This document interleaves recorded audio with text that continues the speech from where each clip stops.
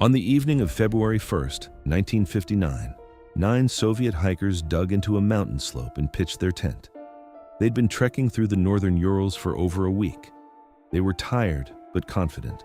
Just one more push to the summit, and they'd earned the highest mountaineering certification the Soviet Union could offer. They never made it to the summit.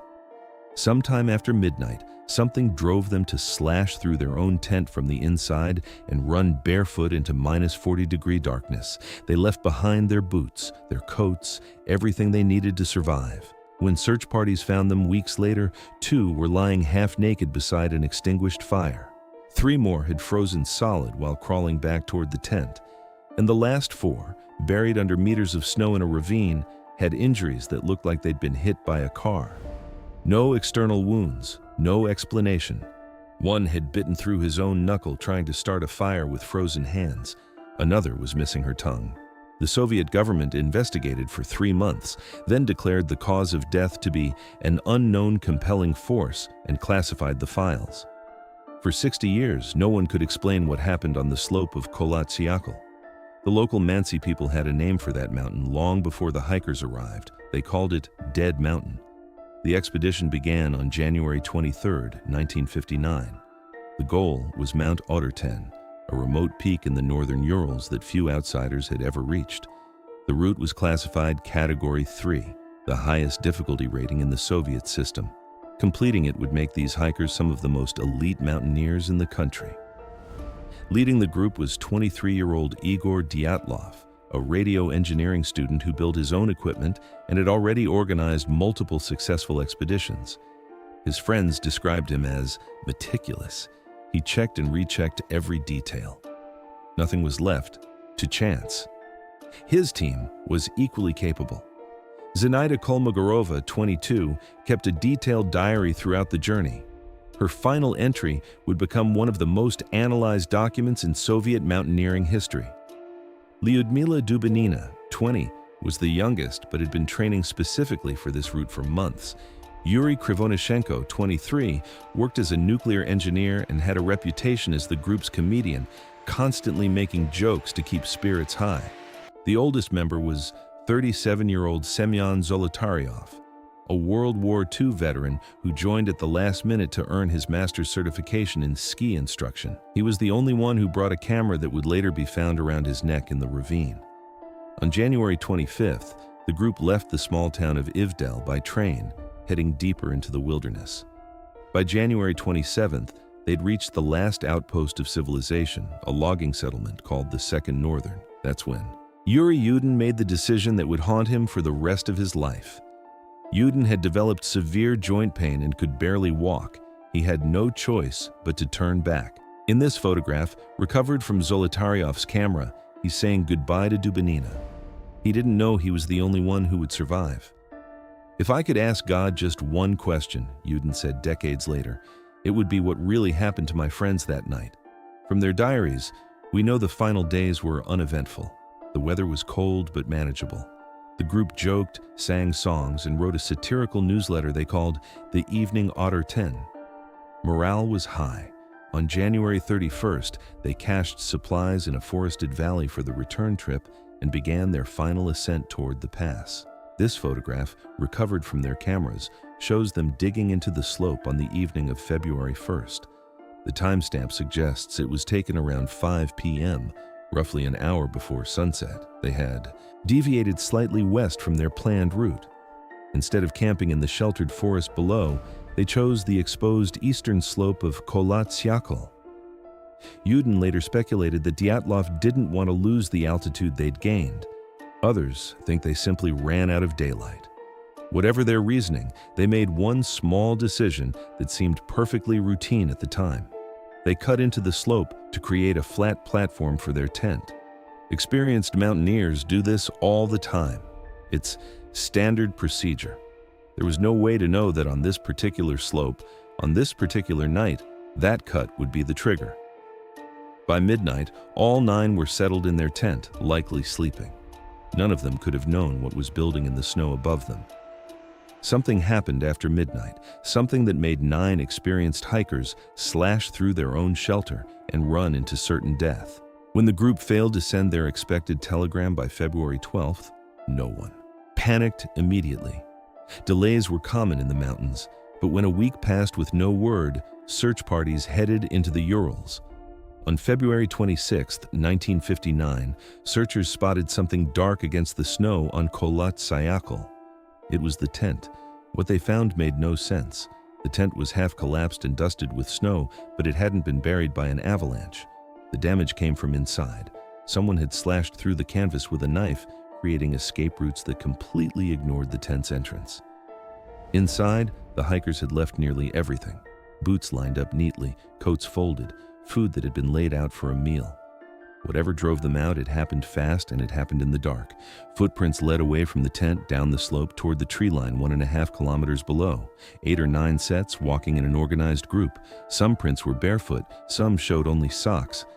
But here's what's strange. They weren't running. The footprints showed an organized, deliberate walk. Not panic. Purpose. First bodies were found at a large cedar tree at the edge of the forest. Yuri Doroshenko and Yuri Krivonishenko lay beside the remains of a small fire, both stripped to their underwear, despite the lethal cold. The cedar's lower branches had been torn off up to 5 meters high. Pieces of skin were found embedded in the bark. They had tried desperately to climb it. Looking for what? Running from what? 3 more bodies were found between the cedar and the tent. Igor Dyatlov, Zenaida Kolmogorova, and Rustem Slobodin all appeared to have been trying to return to camp when they died.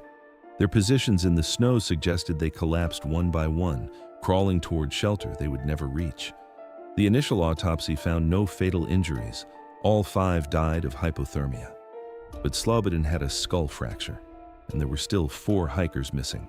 It took 2 more months to find the others. On May 4th, as spring thaw began, searchers discovered them in a ravine 75 meters deeper into the forest, buried under 4 meters of snow. These 4 had clearly survived longer than the others. They were better dressed, wearing clothes that appeared to have been cut from their dead companions. Dubinina's foot was wrapped in a torn piece of Krivonishenko's trousers, but their autopsy results raised far more questions than they answered. The force required to cause these injuries was comparable to a high-speed car crash, yet none of them showed significant external wounds, no cuts, no bruises. Something had crushed them from the inside. Dubinina was missing her tongue, her eyes, and part of her lips. Zolotaryov was missing his eyes, and some of their clothing tested positive for radiation. The medical examiner had no explanation. No one did. The Soviet investigation closed on May 28, 1959. The official conclusion: death by a compelling natural force they couldn't overcome. The files were classified, questions were discouraged, but questions persisted. The avalanche theory seemed like the obvious answer. Snow collapses on tent, hikers flee in panic, die of exposure. Case closed, but the evidence didn't fit. The slope was only 15 to 20 degrees, far too gentle for a typical avalanche. No debris field was found. The footprints weren't covered, and in over 100 subsequent expeditions to the site, no avalanche has ever been recorded there. If it wasn't an avalanche, investigators had to look elsewhere. Soviet weapon testing gained traction when another hiking group, camping 50 kilometers away, reported seeing strange orange spheres in the sky that same night. The military had been testing parachute mines in the region around that time.